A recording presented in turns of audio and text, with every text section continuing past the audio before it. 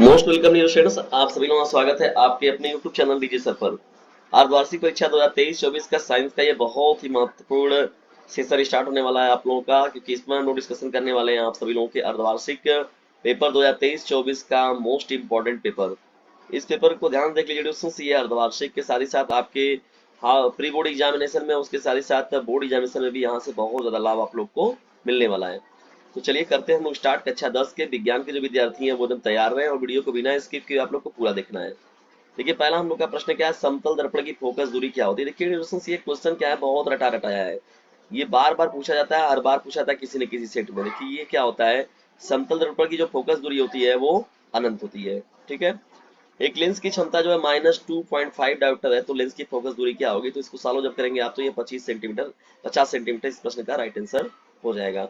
देखिए दोस्तों, यहाँ माइनस में दिया हुआ तो एक तरीके से यहाँ माइनस में ये भी हम लोग को मिलना चाहिए था, तो यहाँ पर माइनस नहीं दिया हुआ है तो 50 सेंटीमीटर आप लेकर चल सकते हैं। ठीक है, आंखों में प्रवेश करने वाली प्रकाश की मात्रा को नियंत्रित करता है परितारिका, पुतली, नेत्र लेंस, सिलियरी मांसपेशियां। तो देखिए यहाँ पर क्या हो जाएगा, पुतली जो होगा इस प्रश्न का राइट आंसर हो जाएगा। प्रिज्म से श्वेत प्रकाश किरण के गुजरने पर सबसे अधिक विचलन किसका होता है, तो देखिए दोस्तों, ये जो विचलन होता है वो विविग्योर निकलता है जो किरण, तो विविग्योर में देखिए जो वायलेट होता है, मतलब बैगनी कलर का जो होता है विचलन जो होता है वो सबसे अधिक होता है। और सबसे कम के बारे में जब पूछे तो लाल को याद रखिएगा आप लोग। ठीक है, निकट दृष्टि दोष में क्या होता है, देखिए सीधा सीधा है, पास की वस्तु दिखाई देती है। यानी निकट दृष्टि दोष में दूर का नहीं दिखाई देता है और दूर दृष्टि दोष में पास का नहीं, मतलब उल्टा जस्ट अपोजिट है यहाँ पर। ठीक है, तो निकट दृष्टि दोष में पास की वस्तु दिखाई देती है। अंतरिक्ष यात्रियों को आकाश का रंग दिखाई देता है, तो देखिए अंतरिक्ष यात्रियों को जो आकाश का रंग होता है वो कैसा दिखाई देता है, काला दिखाई देता है। कैसा दिखाई देता है, काला। सातवें प्रश्न की ओर अगर हम लोग बढ़ते हैं, देखिए यहाँ पर तो विद्युत आवेश का मात्रक क्या है, तो देखिए विद्युत आवेश की मात्रक की बात अगर हम लोग करें तो ये कूलाम होता है। क्या होता है, कूलाम होता है। ठीक है, अधातु क्या है, देखिए fluorine, chlorine, bromine, iodine, statin वाला जो ये चार्ट है उसी में देखिए फ्लोरीन यहाँ पर दिख रहा है आप लोग को, ये अधातु है। जबकि पोटेशियम, एल्युमिनियम और सोडियम जो है ये धातु के रूप में होते हैं। कौन प्रबल क्षार है, देखिए प्रबल क्षार का मतलब प्रबल और प्रबल अम्ल हो गया, प्रबल क्षार हो गया, जो तेजी से रिएक्ट करते हैं। देखिए पोटेशियम हाइड्रोक्साइड जो होता है उसे हम लोग कहते हैं प्रबल क्षार। ठीक है, ये प्रबल क्षार के रूप में होता है, जबकि यहाँ पर इधर देख रहे हैं दुर्बल क्षार के रूप में। अमलगम क्या होते हैं, अमलगम को देखिए हम लोग मिक्सचर मेटल के रूप में देखते हैं, यानी मिश्र धातु के रूप में होती है। ठीक है, 10वां आपका हो जाएगा। इनमें से कौन सा धातु विद्युत का कुचालक है, क्रोमियम है, निकिल है, मैग्नीशियम और लेड है, पीबी है, तो पीबी आपका इस प्रश्न का राइट आंसर हो जाएगा। पोटेशियम क्लोराइड के वियोजन से निकलने वाली गैस कौन है, देखिए पोटेशियम क्लोराइड होता है और साथ ही साथ ऑक्सीजन होता है, तो यहाँ पर ऑक्सीजन जो होगा इस प्रश्न का राइट आंसर हो जाएगा। ठीक है, ये याद रखिएगा।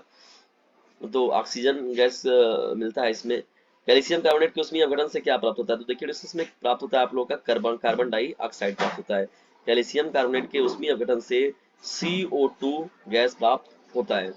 स्वपोषी पोषण के लिए आवश्यक क्या है, कार्बन डाइऑक्साइड एवं जल है, सूर्य का प्रकाश है, क्लोरोफिल है, उपयुक्त सभी है। देखिए स्वपोषी पोषण का मतलब हो गया जिसमें कि भोजन स्वतः ही बनाते हैं, तो कार्बन डाइऑक्साइड और जल भी चाहिए, ये तो चाहिए ही चाहिए। सूर्य का प्रकाश भी चाहिए उसमें, और साथ ही साथ क्लोरोफिल भी चाहिए, तो इसका मतलब उपयुक्त सभी जो होगा इस प्रश्न का राइट आंसर हो जाएगा। ठीक है, तो स्वपोषी पोषण के लिए क्या आवश्यक है, तो ये सभी जो वाला जो ऑप्शन होगा वो करेक्ट हो जाएगा। पित्त रस का संश्लेषण कहाँ होता है, देखिए पित्त रस का जो संश्लेषण होता है वो होता है यकृत में। ठीक है, ऐसा नहीं कि पित्ताशय लिखा हो तो पित्ताशय देख के उसको मार दे, यकृत में होता है।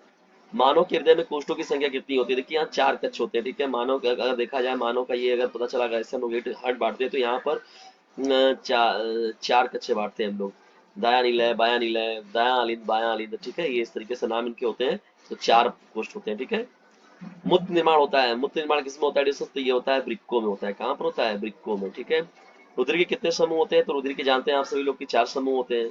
ठीक है, रुधिर के कितने समूह होते हैं, 4 समूह होते हैं। कौन कौन है, ए होता है, बी होता है, ए बी होता है और साथ ही साथ ओ होता है। तो रुधिर के कितने समूह होते हैं, तो 4 समूह आपका राइट हो जाएगा। पौधों में जड़ों द्वारा अवशोषित जल एवं खनिज लवणों का परिवहन किसके द्वारा होता है, जाइलम द्वारा होता है, फ्लोएम द्वारा। जड़ों में जड़ों द्वारा अवशोषित जल, देखिए जड़ की बात हो रही है तो जाइलम होगा। ठीक है, कुपिया वायु कोशिका पाई जाती है यकृत में, फेफड़ों में, अमाशय में, जीव में, तो ये फेफड़ों में पाया जाता है। ठीक है डिस्कस, इसे कर लीजिएगा तैयार, याद रखिएगा। यदि ज्यादा नंबर पाने की इच्छा तो डीजे सर चैनल से जरूर लीजिएगा शिक्षा। उपखंड का में जब देखिए बढ़ते हम लोग यहाँ पर, तो निकट दृष्टि दोष क्या है, इसके कारण और निवारण बताइए। देखिए दुख है तो दुख का कारण है तो उसका निवारण भी है, ये महात्मा बुद्ध जी का कथन था। तो यहाँ पर ही इसी तरीके से देखिए इसी सिद्धांत पर ये काम करता है आपका निकट दृष्टि दोष, उसके साथ ही साथ दूरदृष्टि दोष। तो निकट दृष्टि दोष दूरदृष्टि दोष ये पारी का पारा लगा रहता है, और अवतल दर्पण हो गया, और उत्तल दर्पण हो गया, अवतल लेंस हो गया, उत्तल लेंस हो गया। इन पर न्यूमेरिकल तो एक पूछता ही है आप लोगों का, सीधा सीधा दिख रहा है आप लोग के सामने। किरण आरेख खींचना है, उत्तल लेंस में प्रकाशिक बिंदु और फोकस के बीच रखी है, अनंत और प्रकाशिक केंद्र के बीच रखी है, तो उसका जो कंडीशन बनता है वो बताना है हम लोग को। ठीक है, प्रिज्म किसे कहते हैं? यदि प्रिज्म का किसी को कोण दिया है 60 अंश तथा प्रिज्म के पदार्थ का पूर्णांक दिया है, तो प्रिज्म के न्यूनतम विचलन कोण का मान ज्ञात करना है, डेल एम का मान ज्ञात करना है। ठीक है, किसका नाम मान ज्ञात करना है? डेल एम का।